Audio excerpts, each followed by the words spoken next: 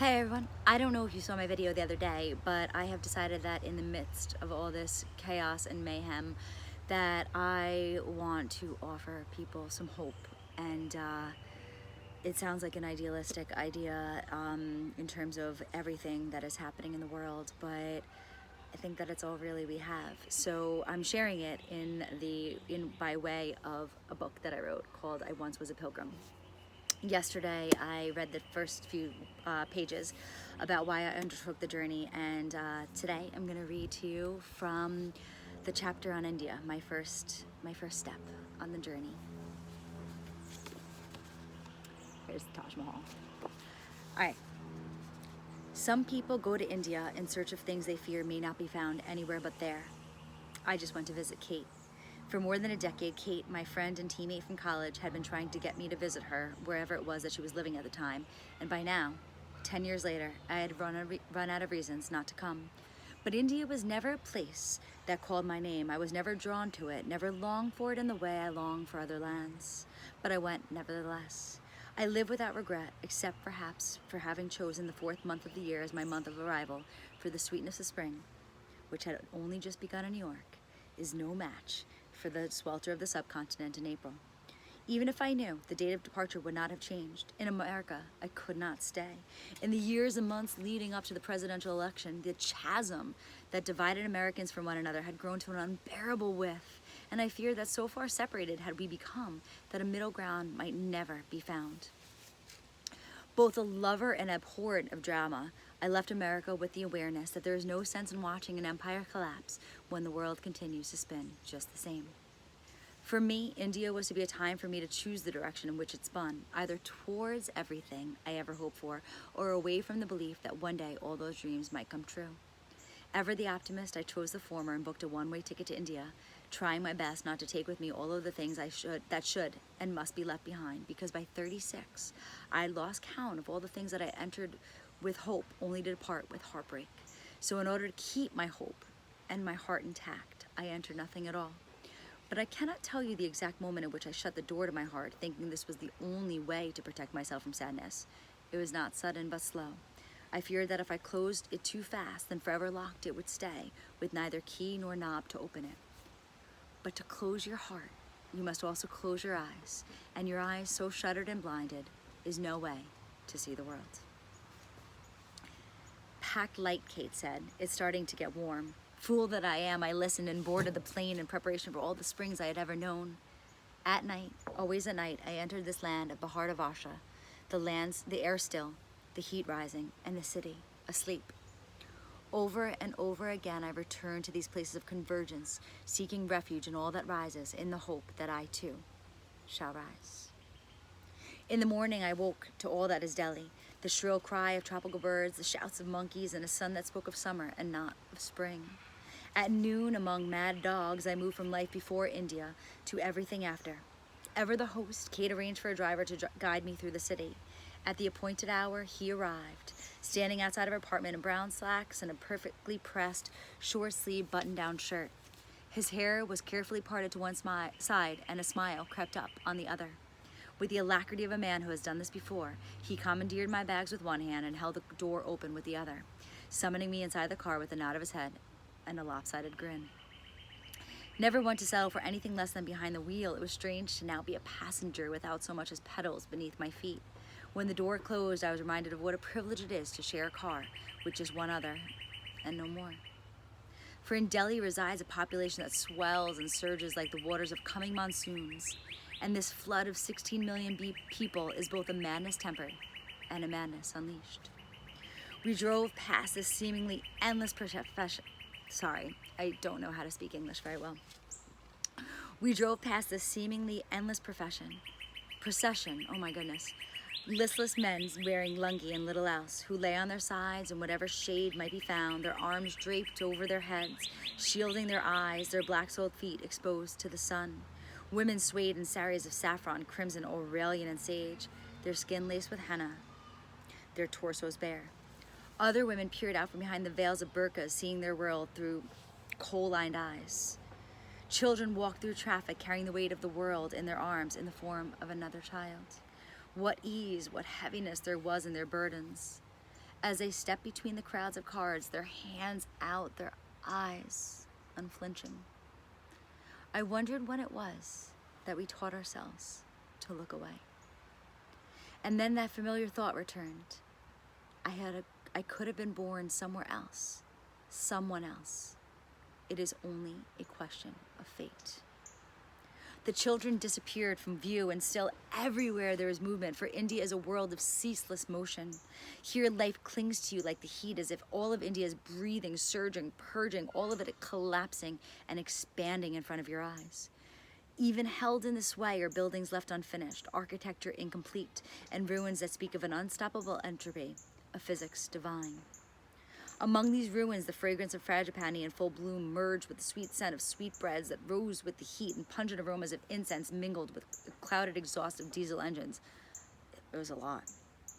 On the streets, the eyes, the ears, the nose, the mouth all vie for the first to sense what is seen, what is heard, and what is tasted. But to attempt to take it all in is to rely on the belief that one breath of air, one sip of a water is enough to sustain all life. An impossibility. Still, I closed my eyes.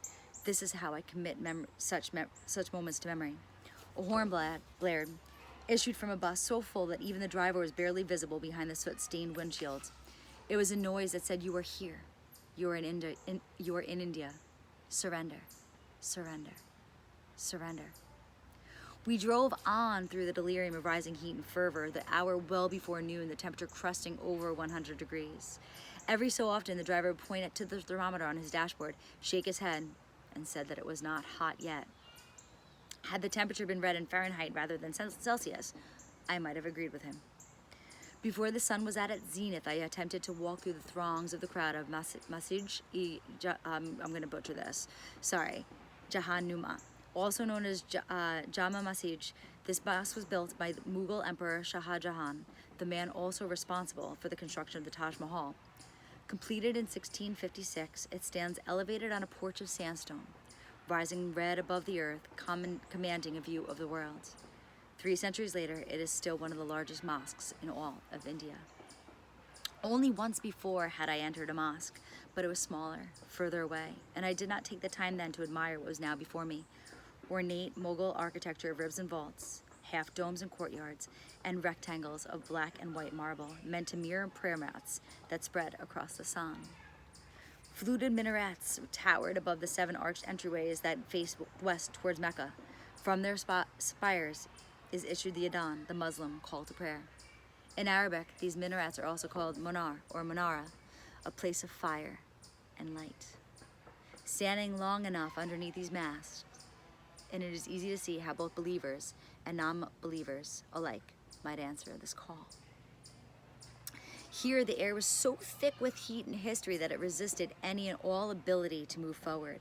And so I stood as still as can be in a mosque as old as the country from where I came. In the time between prayers, most visitors were silent, even the children who played among the arcades and mihrab. With bare feet, I walked in and out of the shade and shadows of a history so dense and so deep that it might never be known, at least not for a traveler encountering its mysteries for the first time. And so on the surface I remained, barely scratching it, unable to go below. When the heat began to remind my feet they were no match for one another, I left the mosque with a hunger not just for food, but for more of Delhi, for India, for life. But eat we must, and my driver and I went to a small restaurant on a small street in the middle of the Bandness. Imagining that this is where he takes all of Kate's foreign guests, he ordered not from the menu, but from memory, and soon steaming dishes of aloo gobi, butter chicken, and vindaloo arrived at our table. We sat across from one another in silence, not because there was nothing to say, but because all that needed to be said was expressed in the food before us. A vegetarian before leaving, I quickly realized that this life without meat was not to last. As the sun began to fall, casting the city in shadows of its ebbing light, Kate and I met for an early dinner where she introduced me to all the food that she loves in India. By this meal, I too had fallen in love with naan, be it garlic butter or garlic butter, which we shared along with an arugula salad with leaves of fresh mint and seeds of pomegranate that burst on our tongues. Also on the table was yellow lentil dal and smaller plates full of food of unpronounceable names and flavors that begged more to be eaten than described. After we returned to our apartment, with the day ending as noisily as it began, a constant hum, a stirring that never stills, which did little to stop sleep from coming. The weekend arrived, and Kate and I went with her friends on a cycling tour through the streets of Old Delhi. Our guide was Savi. Tall and lean, he wore a dastar, a turban upon his head, identifying him as a Sikh. It was yellow, symbolic of happiness and joy, the perfect color for a man whose smile never left his face. So excited was he to show us his city that he made it easy to forget the pandemonium we were about to pedal into, a chaos to which one cannot compare. Even after learning how to drive in New York, I hesitated to merge into this world that was at once a menagerie and a melee of motorbikes, rickshaws, and taxis vying for an open space where often there was none.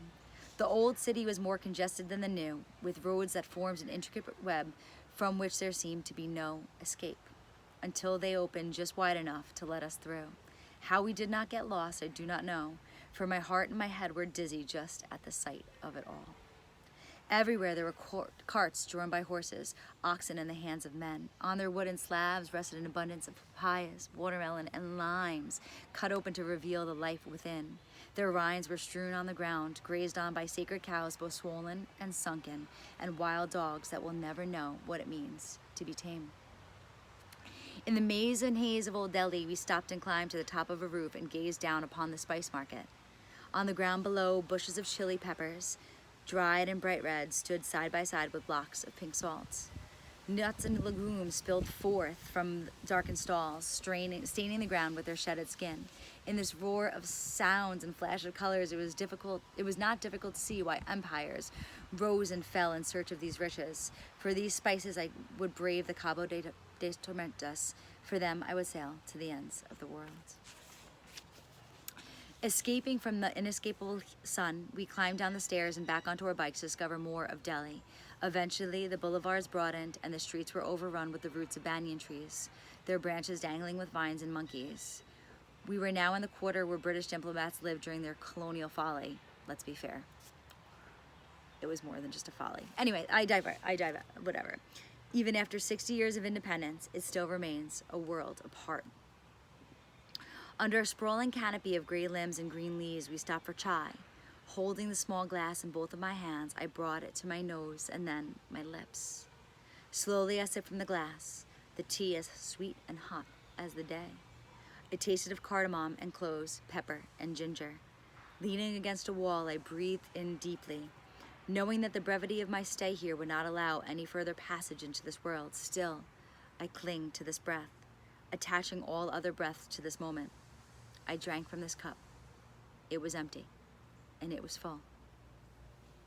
I'm gonna keep on going. I'm just gonna do this in increments. I'm gonna do a little bit at a time, about like 10 to 15 minutes. So join me on this journey. We're still in India, so I'll see you around.